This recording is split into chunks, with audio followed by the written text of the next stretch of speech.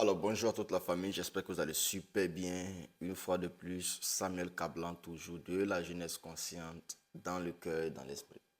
Aujourd'hui, nous allons parler d'un sujet très important parce qu'il y a tellement de personnes qui sont là, qui croient que ils vont finir par réussir, qui s'encouragent dans la paresse, qui s'encouragent dans la procrastination, qui s'encouragent à ne rien faire, croyant qu'un jour, une opportunité va quitter quelque part, venir tomber sur leurs pieds et va les amener à faire quoi? À réussir.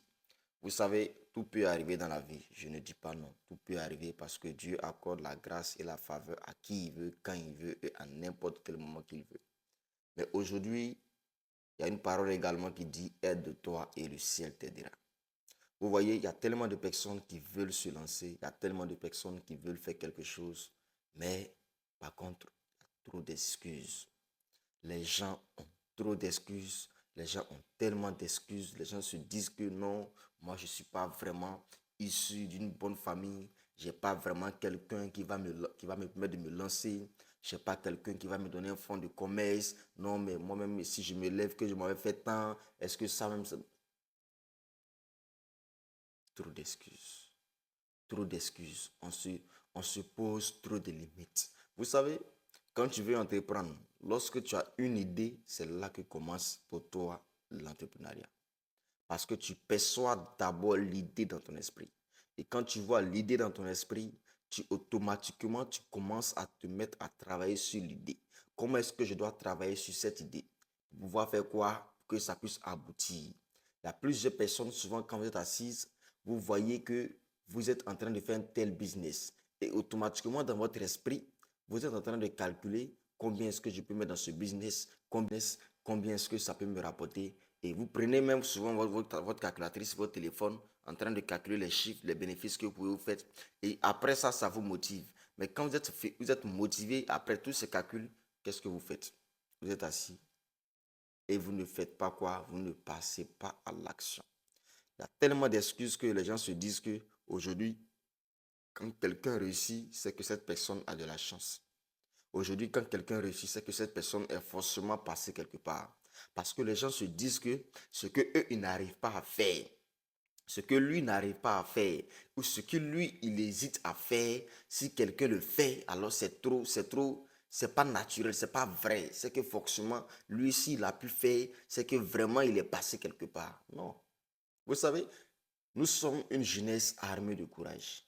Nous sommes une jeunesse qui sommes conscients que si aujourd'hui on ne le fait pas, personne ne viendra le faire pour nous. Si tout à l'heure on tombe, il n'y aura personne qu'on peut appeler pour pouvoir nous envoyer à l'hôpital, pour pouvoir nous aider, pour pouvoir nous soutenir, pour pouvoir nous construire, pour pouvoir nous aider à faire quoi? À payer notre maison. Non, il n'y aura personne. Il n'y aura personne. Donc du coup, dans notre esprit, on s'est déjà dit que peu importe ce qui va arriver dans cette vie, on doit trouver une solution. Donc on ne compte pas sur quelqu'un, on compte sur nous-mêmes, notre connaissance, les idées qu'on reçoit, on compte sur Dieu et on met les idées là en pratique. Et puis ça finit par aboutir quand Dieu met sa main dedans. Parce qu'on ne peut pas s'asseoir et se dire que, ou espérer qu'un jour on va réussir. Non, on ne vit pas dans l'espoir. On ne vit pas dans l'espoir. La réussite se prépare. Il faut préparer la réussite. Il faut planifier ta réussite. Qu'est-ce que tu veux réellement? Qu'est-ce que tu fais pour pouvoir réussir demain? C'est ça. Ce que tu sèmes aujourd'hui, c'est ce que tu vas récolter. Alors tu ne peux pas ne rien semer et penser à récolter quelque chose demain. Non. Raison pour laquelle dès que tu es jeune, il faut commencer à te battre. Et aujourd'hui, le concept de la jeunesse consciente, c'est de se battre tôt. C'est de commencer à travailler au plus vite pour ne pas que la vieillesse ne se prenne. Aujourd'hui, regardez combien de personnes sont dans les arrêts de bus. Combien de personnes sont arrêtées dans les arrêts de bus. Combien de grandes personnes, combien de personnes avancées en âge sont obligées d'attendre des bus.